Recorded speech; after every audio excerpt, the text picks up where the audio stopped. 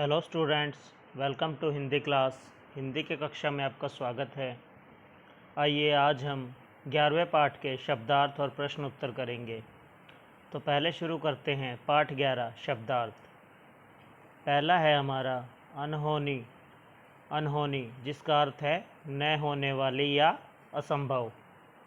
दूसरा है विपदा जिसका अर्थ होता है संकट या मुसीबत। तीसरा है बियाबान। बियाबान का अर्थ होता है जंगल या वन। चौथा है हमारा अतिथि जिसका अर्थ होता है मेहमान। पांचवा है आँख लगना। आँख लगना जिसका अर्थ होता है सो जाना। छठा है अमल करना जिसका अर्थ होता है पालन करना। तो अनहोनी न होने वाली या असंभव। विपदा का अर्थ है संकट या मुसीबत। बियाबान जंगल या वन। अतिथि मेहमान। आँख लगना का अर्थ होता है सो जाना और अमल करना का अर्थ होता है पालन करना। तो आइए अब हम इसके प्रश्न उत्तर करेंगे इस पाठ के। पहला प्रश्न है हमारा, बुढ़िया के पैसे मांगने पर लेखक ने क्या समझा। इसका उत्तर है बुढ़िया के पैसे मांगने पर लेखक ने उसे भिखारिन समझ लिया। परंतु जब बुढ़िया ने उसे कागज़ का टुकड़ा दिखाया जिस पर कुछ दवाइयों के नाम लिखे हुए थे, तब लेखक ने सोचा कि वह ज़्यादा पैसे ऐंठने की कोशिश कर रही है। तो देखो, जब उस बुढ़िया ने लेखक को दवाइयों की वो जो पर्ची थी वो दिखाई, तो लेखक ने सोचा कि वह ज़्यादा पैसे ऐंठने के चक्कर में है, इसलिए वह झूठी दवाइयों की पर्ची बनवा कर लाई हुई है। ठीक है। दूसरा प्रश्न है, रात में लेखक को डर क्यों लगने लगा। इसका उत्तर है लेखक की गाड़ी जहाँ खराब हुई थी वहाँ बीहड़ जंगल था। गीदड़ों की हुआ की आवाज़ें लेखक को सुनाई दे रही थी। जंगली जानवरों के अलावा चोर और लुटेरों का डर भी लेखक को सता रहा था।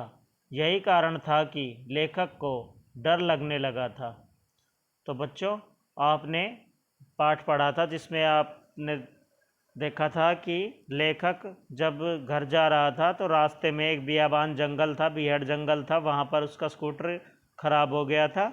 और जहाँ स्कूटर ख़राब हुआ वहाँ आसपास कोई मैकेनिक की दुकान भी नहीं थी, कुछ नज़र नहीं आ रहा था और दूर दूर तक जंगल था। और वहाँ से गीदड़ों की आवाज़ हुआ की आवाज़ थी वो सुनाई दे रही थी।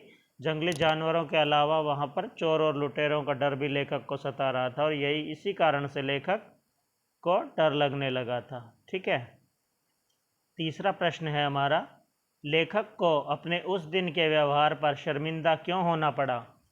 इसका उत्तर है लेखक को अपने उस दिन के व्यवहार पर शर्मिंदगी इसलिए हो रही थी क्योंकि उस दिन लेखक ने बुढ़िया को ज़्यादा पैसे ऐंठने वाली समझकर उसकी मदद नहीं की, परंतु आज विपत्ति के समय उसे बुढ़िया के घर में शरण लेनी पड़ी थी। तो बच्चों, आपने पाठ में पढ़ा था कि जो बुढ़िया लेखक के घर पे आई थी दवाइयों की पर्ची लेके पैसे मांगने के लिए दवाइयों की, और लेखक ने उसकी मदद नहीं की और उसे पैसे ऐंठने वाली समझकर उसे भगा दिया था। परंतु आज जब लेखक पर खुद मुसीबत आई तो उसे उस बुढ़िया के घर पर ही शरण लेनी पड़ी थी। तो हमें किसी को गरीब समझकर उसी का मजाक नहीं उड़ाना चाहिए। ठीक है। और किसी दीन दुखी की विपत्ति के समय मदद करनी चाहिए। चौथा प्रश्न है हमारा, बुढ़िया के घर लौटते समय लेखक ने क्या प्रण लिया।